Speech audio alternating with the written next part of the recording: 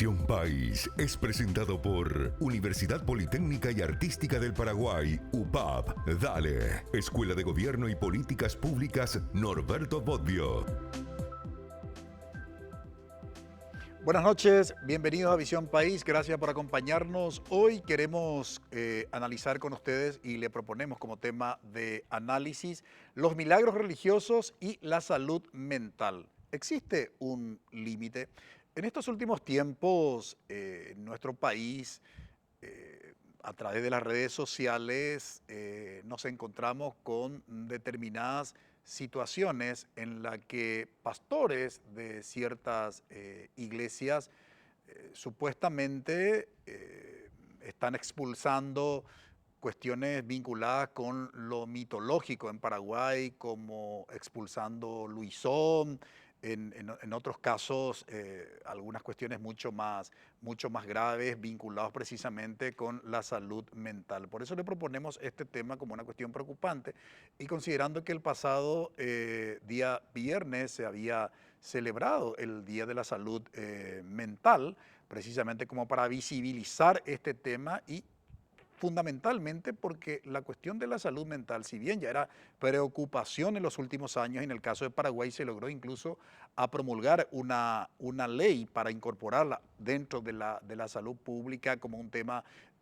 prioritario con la experiencia de la pandemia, de la COVID-19, justamente una de las consecuencias en el ámbito de la salud tiene que ver con lo que se denomina la salud mental. Entonces, de ahí la propuesta justamente del tema de análisis en Visión País.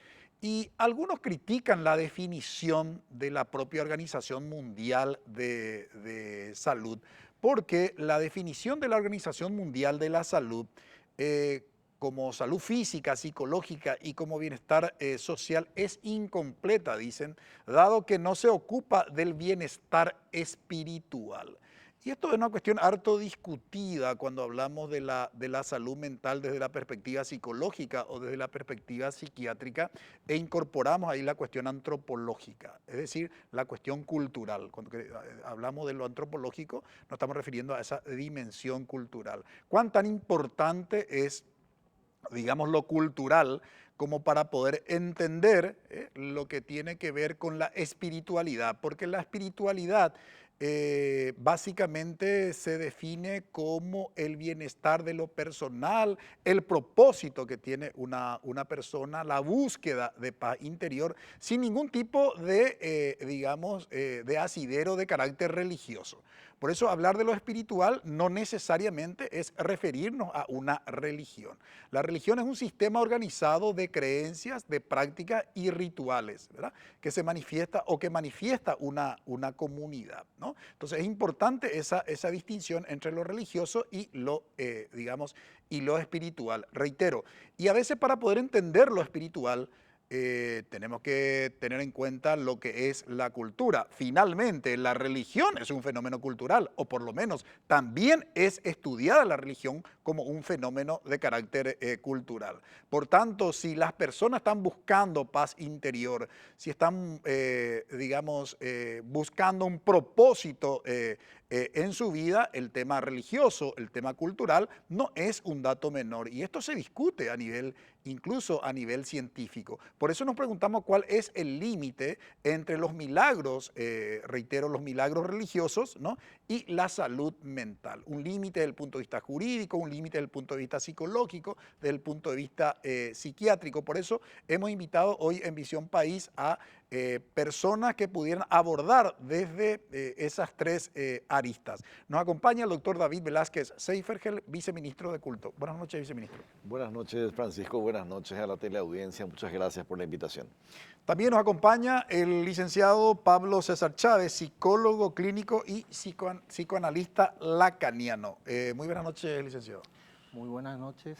¿Qué tal? ¿Cómo están a todos? Y también muy buenas noches a toda la teleaudiencia. También nos acompaña y es un asiduo ya colaborador el doctor Manuel Fresco, reconocido psiquiatra en nuestro país. Muy buenas noches, doctor. Buenas noches, profe. Buenas noches a los compañeros de mesa y a la teleaudiencia. Bien, la pregunta, límites de carácter legal, ¿cuáles son? ¿Existe? ¿No existe? Sobre todo a partir de nuestro pacto social de 1992, me refiero a la figura de la Constitución de la República del Paraguay, donde se declaró libertad de culto. ¿Qué implica libertad de culto? ¿Qué implica autonomía que concede el Estado a las iglesias? Autonomía, independencia.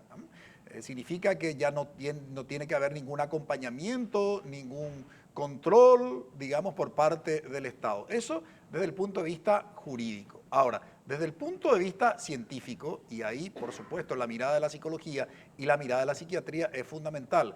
Cuando hacemos el análisis en el contexto de las prácticas religiosas que bajo la denominación o el nombre de milagros tratan problemas que probablemente ya requiera de la intervención de alguna disciplina científica. De eso estaremos hablando durante el desarrollo de nuestro programa. Le invitamos que nos acompañe en brevísima pausa.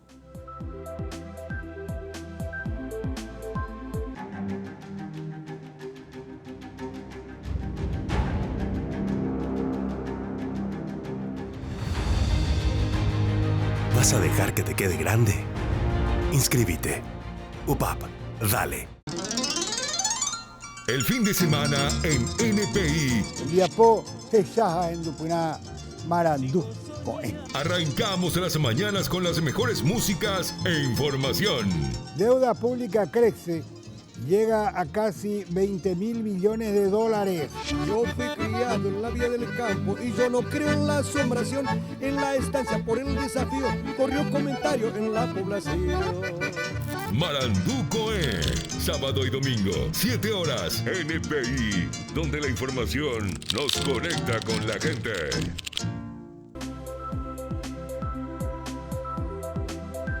Los milagros religiosos y la salud mental. ¿Existe un límite? Según un último estudio que se hizo en relación con la población mundial respecto del tema que hoy vamos a analizar, la mitad de la población mundial se identifica con una religión determinada y la otra mitad sí se declara, digamos, espiritual o se identifica con la espiritualidad. Y esto no es una cuestión menor, sin lugar a dudas. Y lo que decíamos, es un fenómeno cultural. Finalmente, digamos, el hombre es un fenómeno cultural desde el punto de vista antropológico. No se comprende, digamos, al hombre sin su cultura. Lo que decía justamente el filósofo alemán Immanuel Kant. El hombre no nace hombre, sino se hace hombre a través de la cultura. Por tanto, el aspecto cultural es sumamente importante. En ese contexto, entonces, la población está identificada con lo espiritual, está identificada con lo religioso, ¿verdad? Y una minoría prácticamente que se considera agnóstica o atea, pero ni 1% de la población, según el estudio al que nosotros accedimos. Lo cierto y lo concreto es que Hipócrates declara que en la medicina el remedio es raro, la cura ocurre a veces y el consuelo con frecuencia. Esto mismo se puede aplicar en la actualidad. El consuelo depende del aspecto mental y espiritual del individuo. En el futuro la medicina se orientará más hacia la prevención que hacia el tratamiento, hacia el bienestar más que hacia la cura, dice uno de los artículos científicos que consultamos. Desde el punto de vista legal, viceministro, la Constitución de la República del Paraguay, en su artículo 24, que se titula La libertad religiosa y la ideológica, habla de que quedan reconocidas la libertad religiosa, la del culto y la ideológica, sin más limitaciones que las establecía en esta Constitución y en la ley. Ninguna confesión tendrá carácter oficial. Las relaciones del Estado con la Iglesia Católica se basan en la independencia, cooperación y autonomía. Se garantiza la independencia y la autonomía de las iglesias y confesiones religiosas sin más limitaciones que las impuestas en esta Constitución y las leyes. Nadie puede ser molestado, indagado u obligado a declarar por causa de sus creencias o de su ideología. Una primera aproximación interpretativa de este artículo 24. ¿Cómo hay que comprender? En primer lugar, hay que señalar que en la Constitución la dimensión espiritual o religiosa es abordada en 2 artículos, en realidad. Uno, el 24, que tiene el enfoque de la libertad individual, y otro, un enfoque comunitario de las creencias en el capítulo referente a los pueblos indígenas, a los que se les reconoce el derecho a practicar sus costumbres tradicionales, entre ellas sus creencias. El marco del capítulo 5 de la Constitución, que se refiere a los pueblos indígenas, es un marco comunitario antes que individualista, a diferencia del artículo 24, que recoge la tradición occidental de la libertad de creencias. De todos modos, ese pluralismo jurídico no está plasmado en las instituciones. De hecho, hay un decreto que regula la inscripción, porque el Estado no regula las actividades de las organizaciones de culto completamente, sino que a través del Código Civil les dota de una forma jurídica. Es cierto que es una forma muy uniforme, que no necesariamente se compadece de los modelos organizativos propios de cada confesión, pero el decreto básicamente lo que hace es establecer la necesidad del registro de estas organizaciones.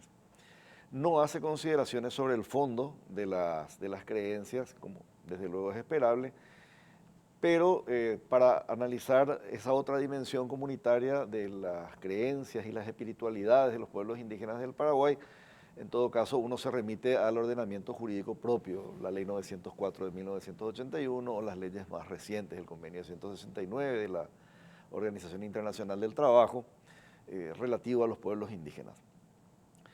Sí es cierto que nosotros en nuestro trabajo tenemos algunas líneas de diálogo interreligioso donde participan también representantes de comunidades indígenas. De hecho, en el foro interreligioso que se hizo el año pasado, con presencia de varios países, estuvieron presentes representantes de los 17 pueblos indígenas, de 20 pueblos indígenas del Paraguay, como observadores, pero también como participantes activos de este foro. Entonces, en general, nuestro marco jurídico garantiza la libertad de cultos, lo que no equivale a garantizar la libertad religiosa. ¿En qué sentido? Y hay prácticas, por ejemplo, el Código Laboral no contempla disposiciones relativas a las creencias sabatistas. Es decir, aquellas personas que practican religiones vinculadas con el descanso del sábado no tienen una figura legal bajo la cual puedan hacer su régimen de descanso un día sábado. Si el Código Laboral no establece este tipo de distinciones. Los feriados son casi todos de origen católico, los religiosos me refiero, y no está, y es simplemente una práctica social, en todo caso, respetar o no otras festividades y otras creencias. Pero la práctica del culto está bastante garantizada en el país, en ese sentido. No se admiten que existen crímenes de culto, sino a través de las organizaciones, y el límite en todos los casos es el ordenamiento general, el bienestar general. Entonces, no se aceptan determinadas prácticas religiosas por ser tales. Por ejemplo, evitar una transfusión sanguínea a un niño en el Paraguay es un delito, aunque la religión diga lo contrario. No se puede privarle a un niño o a cualquier persona de la salvación de la salud si el servicio está disponible por razones vinculadas a la religión.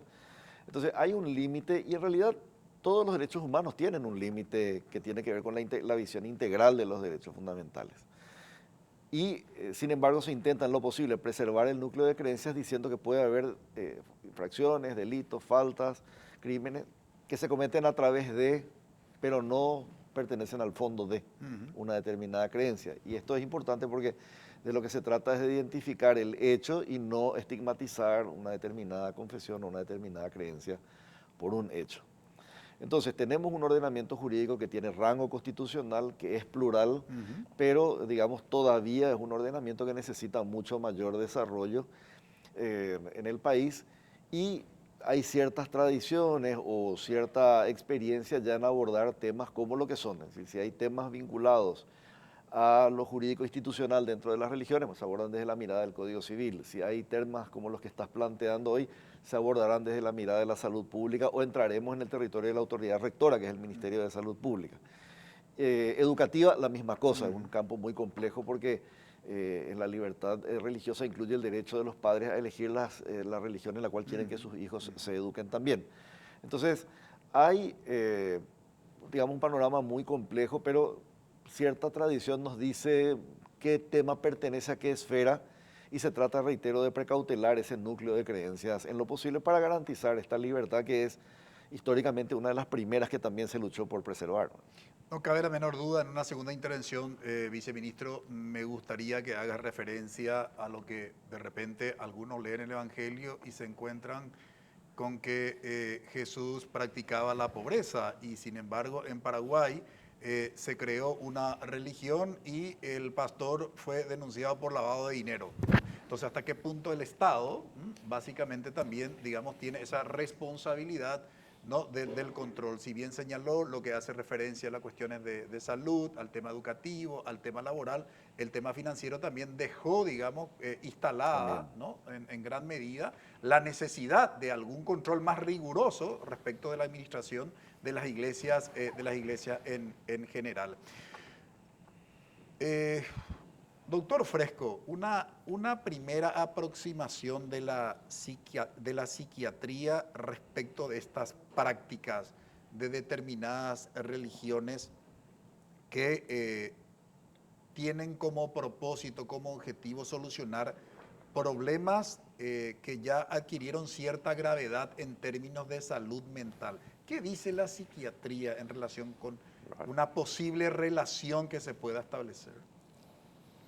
En general, las religiones son como una necesidad de la humanidad. Ante el desconocimiento aparece la idea de una fuerza superior y nos encomendamos, nos protege, nos castiga, etc. Y en términos de la relación con la salud, no solamente la salud mental, la salud en general, se aplica lo mismo. Cuando yo estoy enfermo, entonces me pongo a rezar, a esperar que mejore, etc.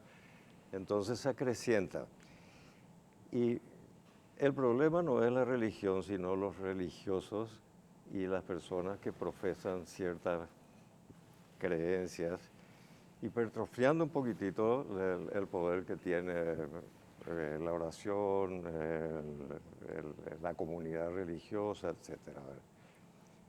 Entonces, cuando hay una situación grave desde el punto de vista de la salud, la intervención muchas veces lo que hace es, y tenemos muchos ejemplos en las comunidades terapéuticas para usuarios de drogas, que la mayoría tienen un tinte religioso fuerte, que por ejemplo solamente la palabra, solamente la Biblia, le sacaban la medicación y entonces desde ese punto de vista hay una irracionalidad en la aplicación de lo que es una perspectiva religiosa aplicada a una cuestión que básicamente tiene que ser tomada científicamente.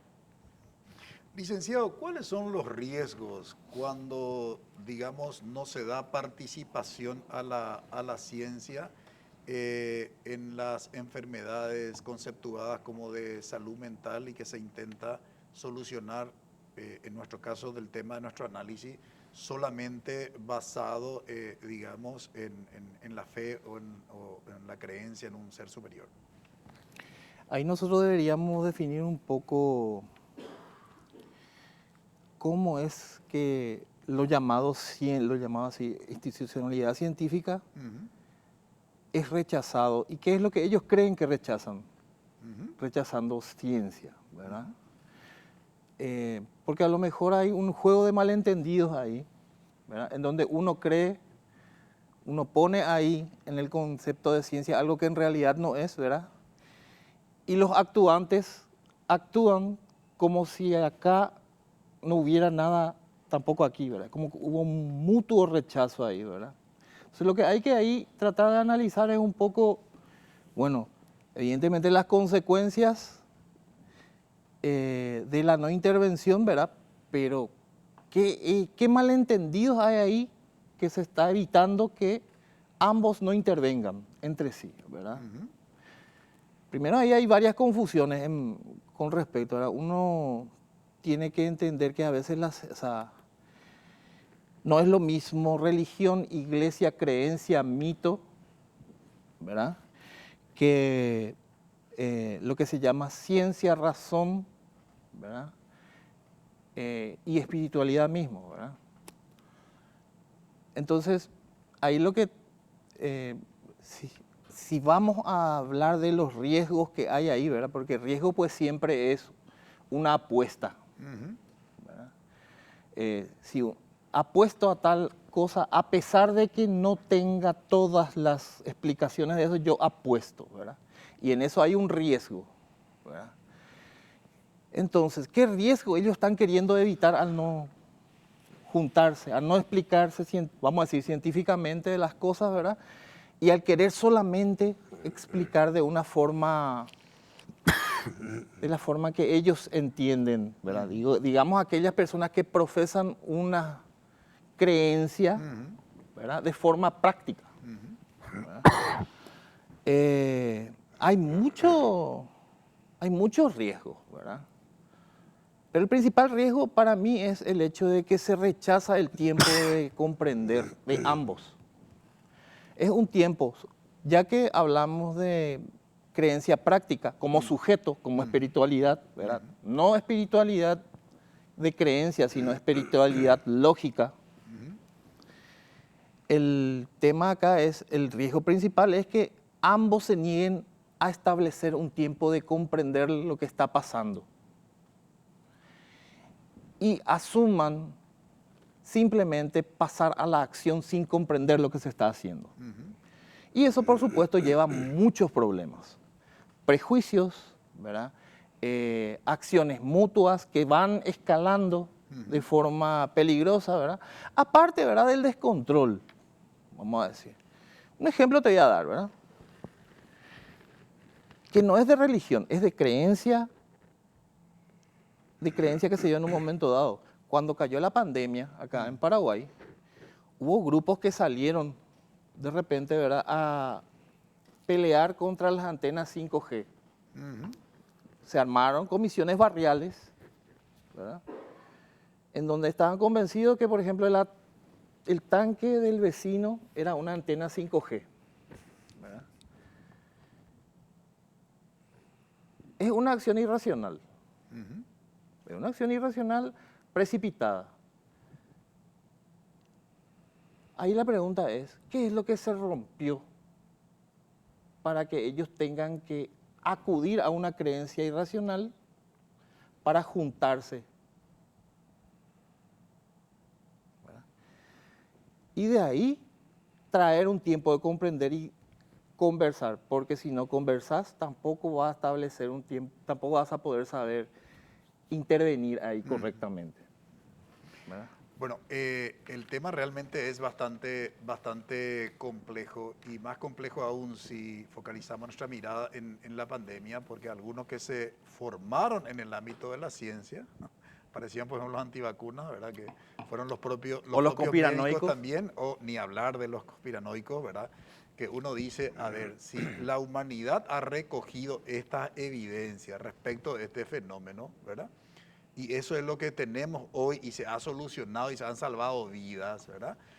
Bueno, de eso se trata también cuando abordamos este tema, ¿verdad? Y apostamos que no negamos la fe es sumamente importante como dimensión antropológica, las creencias, ¿verdad? Ahora, del momento que esto se convierte en un, digamos, en un fundamentalismo y no admite algún tipo de racionalidad, como las evidencias que provienen del ámbito científico, ahí es donde yo considero personalmente que tiene que haber algún tipo de límite, ¿no? Lo mismo que el Estado, como organizador y administrador de la sociedad, establece límites desde el punto de vista legal, ¿verdad? Está muy bien, nosotros respetamos sus creencias, etcétera, pero en el marco de que lo primero está obviamente el respeto irrestricto a la Declaración de los Derechos Humanos. Ustedes no pueden violar en nombre de su fe, ¿verdad?, los principios de los derechos humanos. Luego, lo que tiene que ver básicamente con nuestra Constitución Nacional, ¿verdad? Si ustedes quieren la Constitución Nacional, digamos, los derechos humanos y las demás disposiciones legales. Eso es una cuestión fundamental. Misma lógica en lo que hace al tema cuando hablamos de la ciencia, ¿verdad? ¿Qué participación tiene la ciencia en ese tipo de milagros? Hay iglesias, como el caso de la católica, que para admitir un milagro, obviamente pasa evidentemente por un filtro de carácter científico, digamos, ¿verdad? Y lleva años como para poder conceder como un hecho digamos, milagroso, precisamente para buscar algún tipo de convergencia entre fe y razón, que fue una disputa, digamos, a lo largo de la historia de la humanidad. Sobre todo eso volvemos a hablar a la vuelta de la pausa.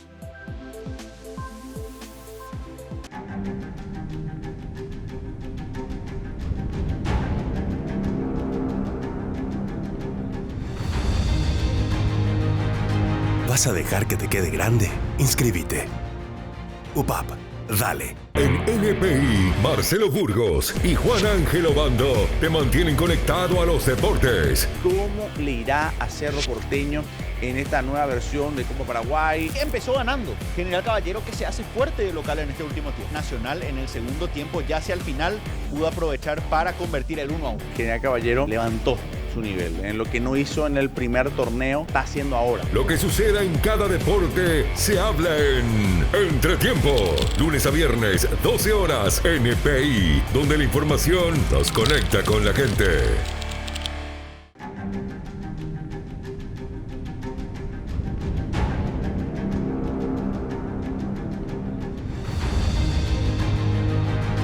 ¿Vas a dejar que te quede grande?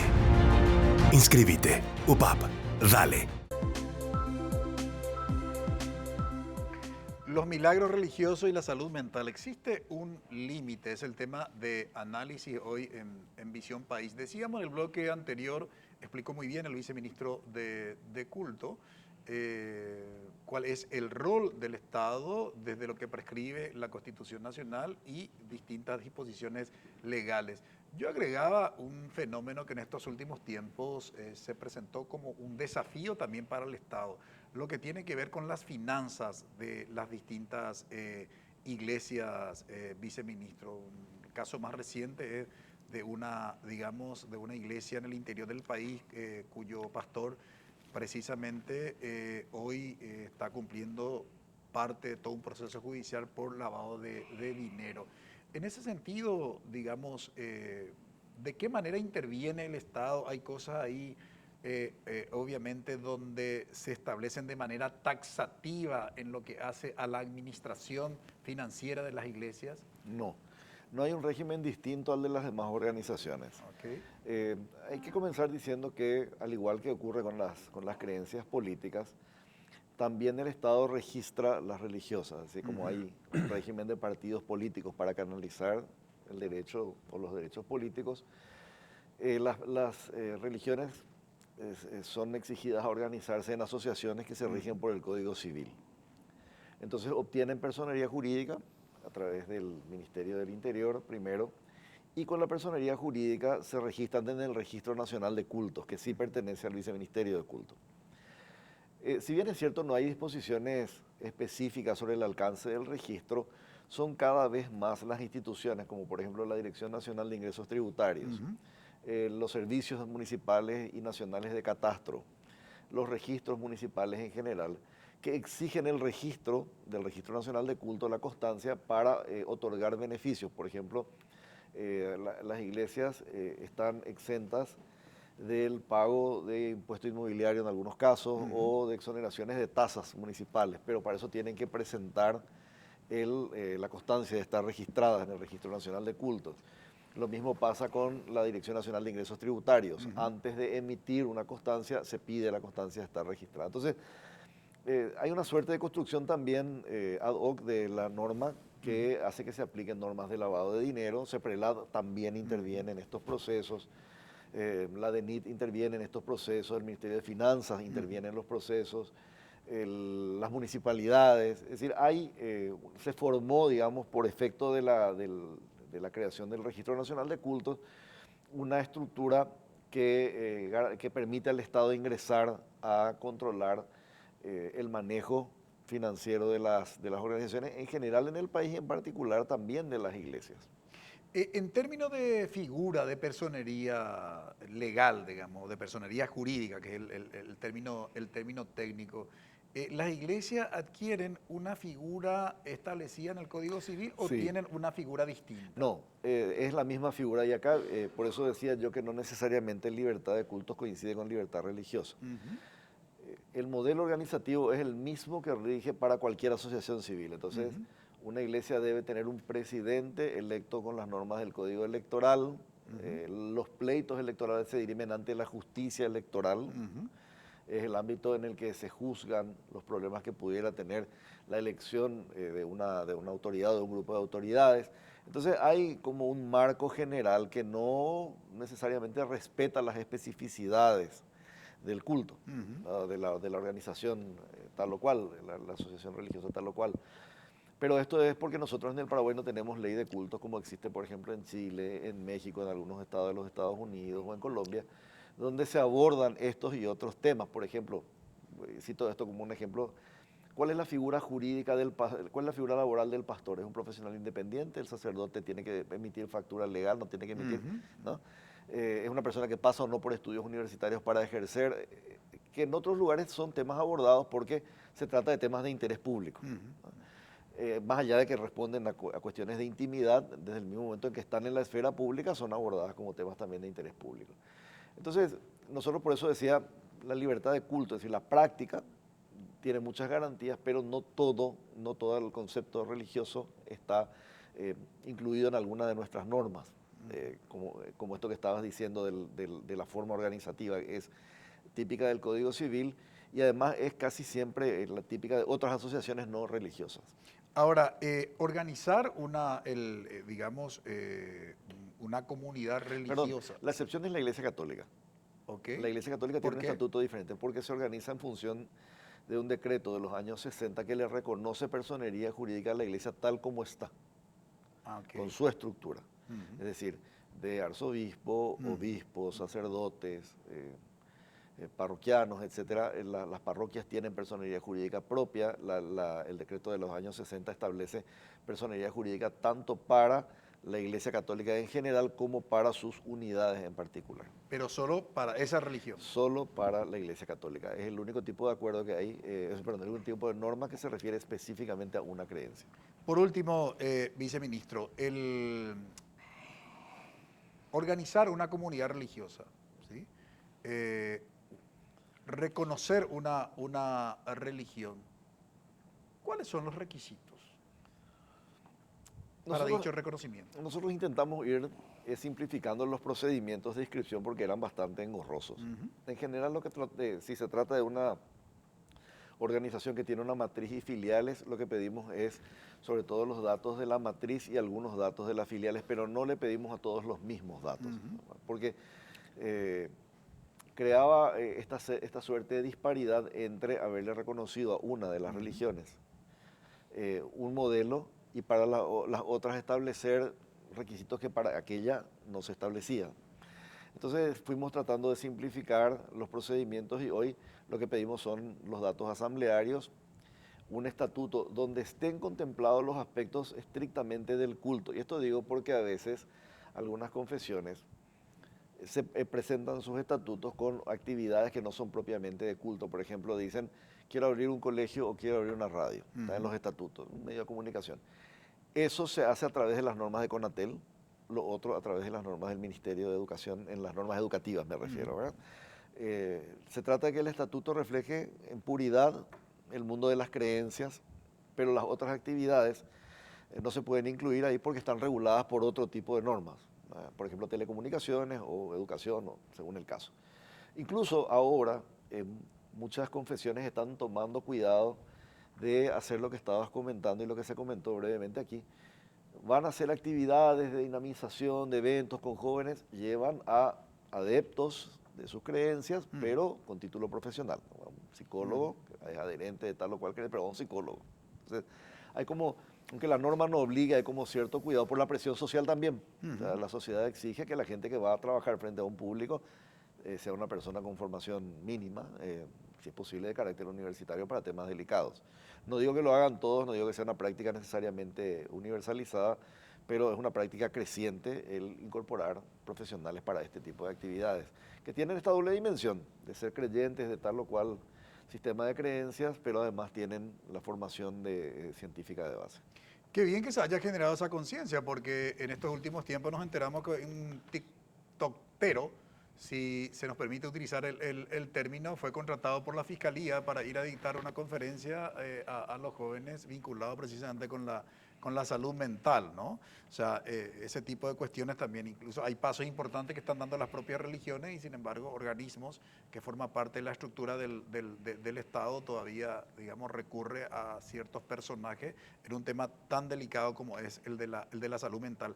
Doctor Fresco, usted estuvo mucho tiempo en cargos importantes dentro del Ministerio de Salud. El viceministro de Culto hablaba que obviamente el límite que tienen las religiones en lo educativo, en lo laboral, en el ámbito de la salud pública, ¿verdad? Obviamente hay límites. Cuando de repente determinadas iglesias, bajo la denominación de milagros, ¿verdad? Dicen que ellos pueden solucionar, porque es casi como una cuestión en algunos casos es casi como una cuestión de propaganda o de publicidad, ¿verdad? Esto de pare de sufrir, nosotros solucionamos, si usted tiene problemas, no sé, de tal cosa vinculado a la salud mental, nosotros solucionamos. En esos casos, ¿hay algún diálogo, digamos, entre entre las autoridades, los tomadores de decisiones del Ministerio de Salud, atendiendo a que hay una ley de salud mental, en decir, bueno, pero no podemos permitir como autoridades de la salud pública que esto abiertamente se esté haciendo?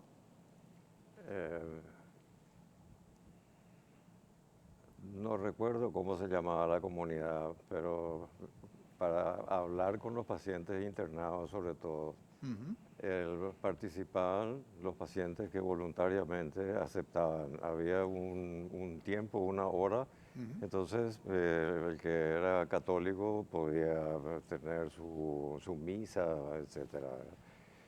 Pero siempre monitoreado por los funcionarios. Y me acuerdo que se iban estos, y decía vicios, por ejemplo, ¿verdad? Entonces, cuando pidieron permiso, le dije, ustedes pueden entrar, lo que no pueden hacer es denominar vicio a una cosa que es una enfermedad. Y hubo una especie de pulseada ahí, se fueron 15 días más y después ya no aparecieron. Pero nosotros entendemos que hay libertad de culto, no se le puede obligar a nadie a entrar a una misa o a leer la Biblia si es que no es de su religión. Pero... Claro, lo que pasa es que ahí hay cuestiones diagnosticadas ya como problema de salud mental, sí, que algunas religiones abordan como si fuera una cuestión. Usted habló del concepto de vicio, otros hablan del concepto de pecado, ¿verdad? Sí. O sea, de repente, no sé, yo conozco varios casos donde la gente a veces desesperada porque algún integrante de la, digamos, de la familia tiene serios trastornos de conducta por consumo de alcohol, ¿verdad? Y entonces va con la promesa a una, digamos, a un culto religioso de que supuestamente le va a sanar con alguna práctica o imposición de un pastor, ¿no? Lo que sí tuvimos una vez fue una práctica de exorcismos, porque también está la cuestión de la posesión, ¿verdad? Sí. Y entraron a visitar la familia y había sido que era un ritual del exorcista. Y de repente gritos y nos fuimos a ver y bueno, estaban ahí orando. Por supuesto que no se permite ese tipo de cosas, pero hay que entender que eso es parte de la creencia de esa familia o de ese barrio incluso, ¿no? No es un tema menor lo que instala el doctor Manuel Fresco en el contexto de lo que planteaba precisamente el licenciado Pablo Chávez.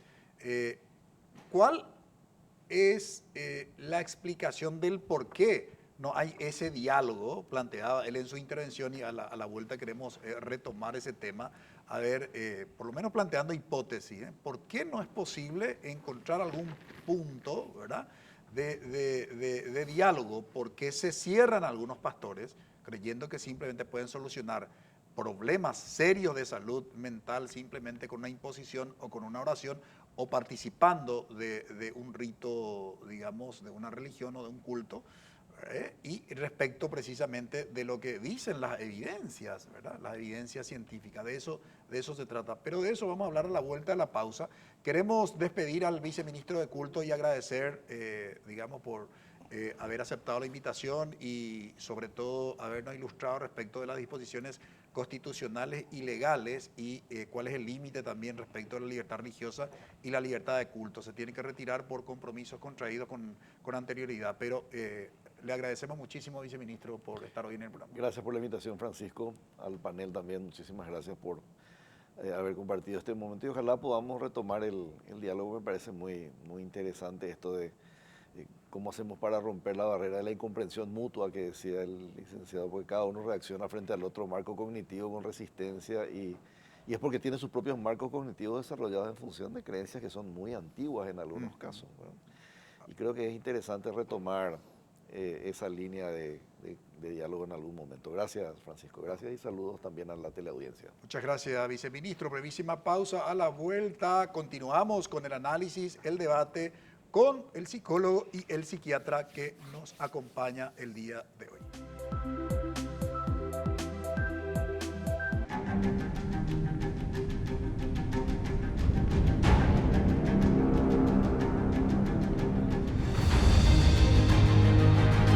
¿Vas a dejar que te quede grande? Inscríbete. UPAP, dale. Fátima Garay te conecta a este espacio de investigación, cuestionamientos y desglose profundo de la realidad. Se puede observar a los sicarios Mita y Eteningo son. Esto desnuda la crudeza, ¿verdad? La violencia, la hazaña y el avance del crimen organizado aquí en nuestro país. Alarmante desprotección que enfrentan los militares que se atreven a cumplir su deber con integridad. El ADN de la noticia. Viernes 18 horas NPI, donde la información nos conecta con la gente.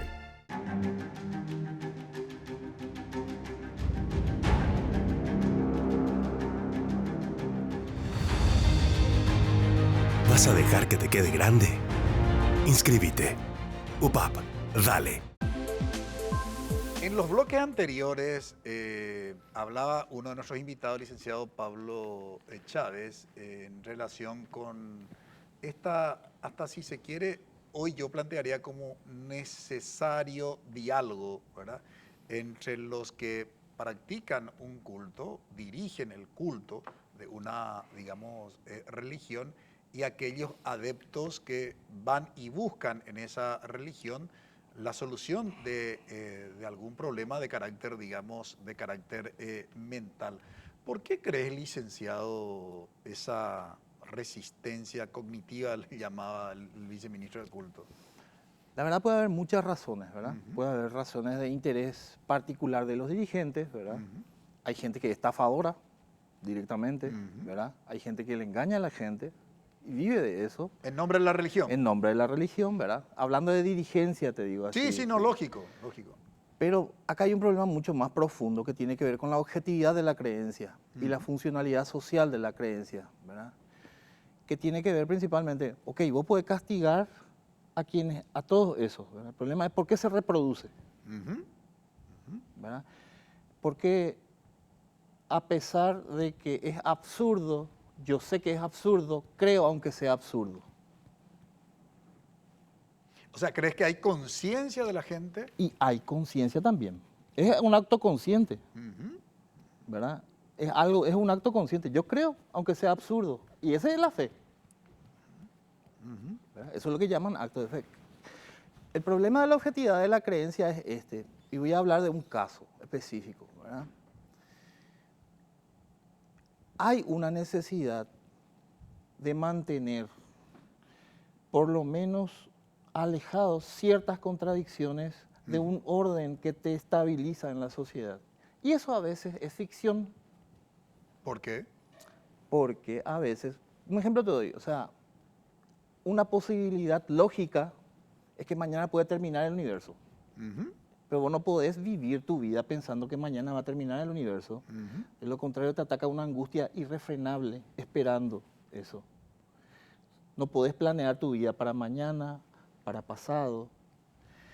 Y hay una serie de explicaciones que llenan ese credo cui absurdum. ¿Verdad?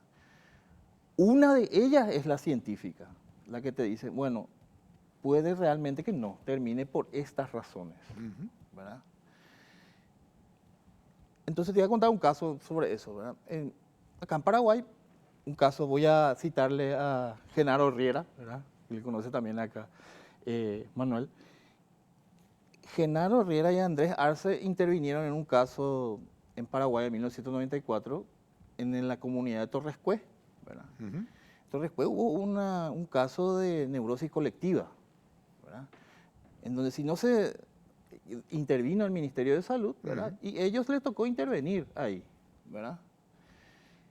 Ellos desarrollaron un diagnóstico sobre eso psicoanalítico, colectivo, sobre qué es lo que estaba pasando ahí, pero admitieron, acá nos falta algo, yo no sé o no tenemos suficientes herramientas en la teoría para saber cómo intervenir a partir de esto. Y pidieron consulta, se fueron a consultar a Jackson Lai Miller en Argentina, hicieron una consulta y en la conversación Miller dijo una frase interesante, dijo así, acá lo que falta es la lápida. Era un proceso de neurosis colectiva en donde varias mujeres, muchas mujeres se sentían identificadas con cierto caso de cierto aborto que sucedió en esa comunidad. Pero el bebé fue enterrado, el feto fue enterrado sin la liturgia. La falta y el ocultamiento de esa falta de liturgia provocó síntomas que comenzaron a saltar. La gente comenzó a gritar, ¿verdad? Muchas comenzaron a tener como pseudoconvulsiones se llaman, ¿verdad? Muchos actos así como que se llamó y era un vínculo colectivo, se dio de forma colectiva. Y el diagnóstico fue, bueno, acá lo que falta es la lápida y la liturgia. Y hicieron una lápida, llamaron a un sacerdote en donde se montó la lápida, se buscó el lugar, pusieron el nombre, hicieron la liturgia y terminaron los síntomas. Entonces, lo que te digo es lo siguiente, no te digo que sea verdad, pero hay algo que se ficcionaliza, que si no entendemos y sacamos como si fuera una cosa de ahí, provoca un malestar o puede provocar un síntoma peor del que está haciendo. Por eso es necesario entender eso. Porque o si no, ¿qué? ¿Querés crear un ejército nazi en contra tuya? Donde te diga, vos sos el enemigo, ¿verdad? Porque una de las grandes consecuencias de la mala intervención y de esta mala ficcionalización de lo que es el otro es que crea enemigos a sus necesidades, ¿verdad? Y convierten a gente extraña o cualquier enemigo interno como malvado, ¿verdad? Como malo. Entonces, si uno no entiende eso y interviene como si fuera una cosa que puede ser arrancada y tirada así en la cárcel, ¿verdad? Produce males peores. Hay que trabajar el sentido, el significado que le da a ese grupo a lo que hace. El poder simbólico. Claro, el poder simbólico. Hablando de poder simbólico, doctor Fresco, a veces yo me pregunto si en algunos casos se reduce solo a un espectáculo determinados ritos ocultos que solucionan un problema de expulsar demonios, expulsar luisón, solucionar cierta posesión que tiene alguna, digamos, persona. Reitero, si están convirtiendo simplemente en un espectáculo, digamos, ese rito, como para ganar más adeptos, ¿no? O realmente la persona expuesta ahí, digamos, tiene un problema de salud mental. ¿Cómo se llega a diagnosticar? ¿Yo cómo podría saber si esa persona realmente ya requiere de la intervención digamos, de la ciencia y que es insuficiente, no quiero decir no tiene sentido, ¿verdad? que es insuficiente ya abordarlo solamente desde la perspectiva de la fe. El hecho que esté recibiendo un auxilio significa que algo está mal. Hay algo que no puede manejar, por eso se presta, pero se presta creyendo. El que está haciendo la ceremonia puede ser un badulaque, impostor, estafador, etcétera, pero la persona que va cree en eso, cree, y muchas veces tiene efectos subjetivos que hacen que los síntomas disminuyan, porque muchos de estos síntomas son psicosomáticos o son conversiones, como le llamamos, ¿verdad? Entonces, yo suelo decir, el día que yo vea una persona que tiene una parálisis porque se le seccionó la médula y no llegan los impulsos nerviosos a sus piernas, y alguien le toca la cabeza y le dice, levántate y anda, y camina y se levanta, voy a creer en los milagros. Pero cuando las manifestaciones son claramente psicológicas, entonces entiendo que esa persona necesita la intervención acá del psicoanalista, el psiquiatra, porque es un problema de salud mental. Y eso, la enfermedad de la epilepsia, Hipócrates fue el primero que dijo, esto no es una cuestión de los dioses, es una cuestión de la naturaleza y hay que tratarle como tal. Entonces, la ciencia, y siempre le digo a los colegas, salud mental, yo no puedo hacer la diferencia, el diagnóstico diferencial entre una patología o una posesión diabólica.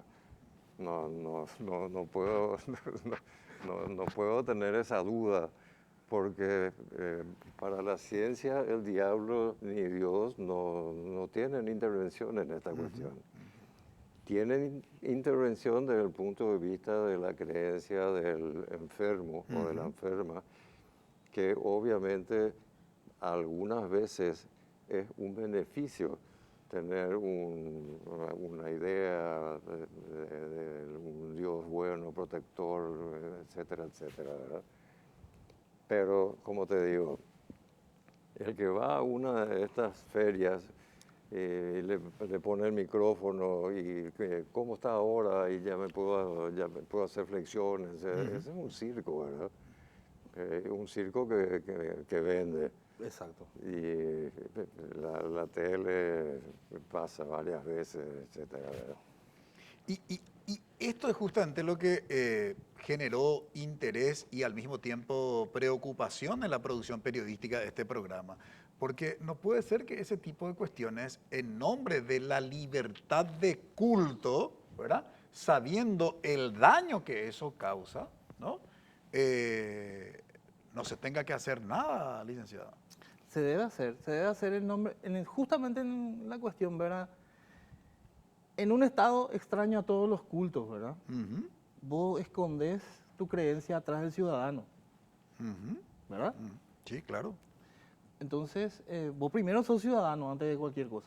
Y lo que decía el viceministro, o sea, es de interés público lo que está haciendo tal o cual pastor, digamos, en un culto. Tal cuestión pública, todo lo que se haga en cuestión pública, ¿verdad?, debe ser tratado como un interés público de todos los ciudadanos, como ciudadanos, ¿verdad? El problema con eso es lo siguiente: en el momento en el cual el propio Estado, ¿verdad?, niega su propia racionalidad en algún punto, eso es aprovechado por ese tipo de racionalidades, ¿verdad?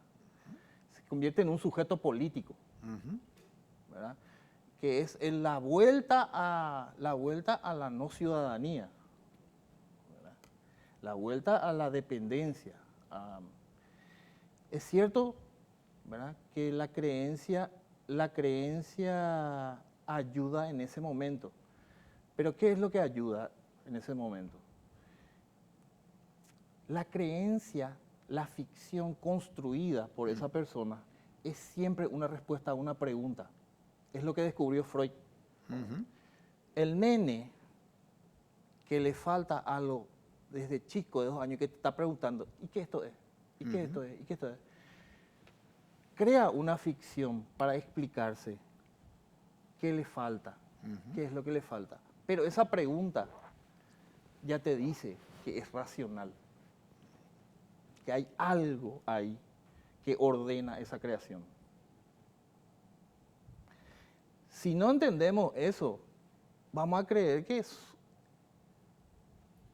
bueno, hay partes de la ciencia que son inexplicables hasta hoy, como la teoría cuántica, ¿verdad? ¿Verdad? Que nos presentan contradicciones o las paradojas matemáticas que hasta hoy no tienen resolución, ¿verdad?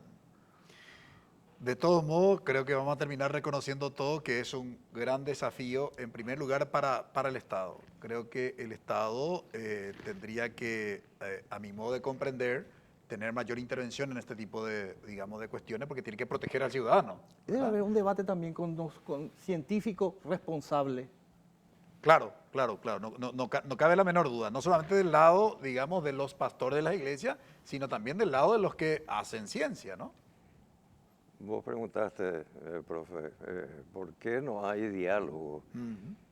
Y no hay diálogo simplemente porque son pensamientos absolutamente cerrados. Entonces, ¿yo qué voy a discutir contigo si me ampara el texto bíblico o el Corán o lo que sea, que es lo que vale? Entonces, cuando hay una asociación, es una asociación porque el Estado tiene el poder de cerrar ese dispositivo.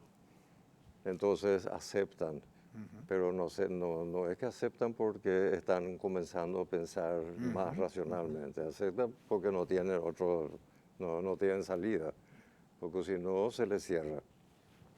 Interesante esta, yo no diría respuesta, sino esta reflexión, precisamente, interrogante que nos deja el doctor Manuel Fresco. Muchísimas gracias, licenciado Pablo Chávez, por colaborar con nosotros. Gracias a vos y gracias a Manuel y gracias a toda la teleaudiencia. Muchísimas gracias, doctor Manuel Fresco. Muy amable. Igualmente, profe. Brevísima pausa. A la vuelta presentamos nuestra conclusión.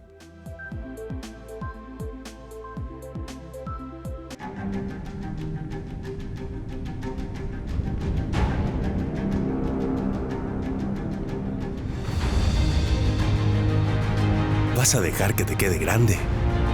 Inscríbete. UPAP. Dale. El fin de semana en NPI. Viapó te yaja en Dupuna Marandú. Arrancamos las mañanas con las mejores músicas e información. Deuda pública crece. Llega a casi 20.000 millones de dólares. Yo fui criado en la vida del campo y yo no creo en la asombración. En la estancia por el desafío corrió comentario en la población. Maranduco sábado y domingo, 7 horas, NPI, donde la información nos conecta con la gente.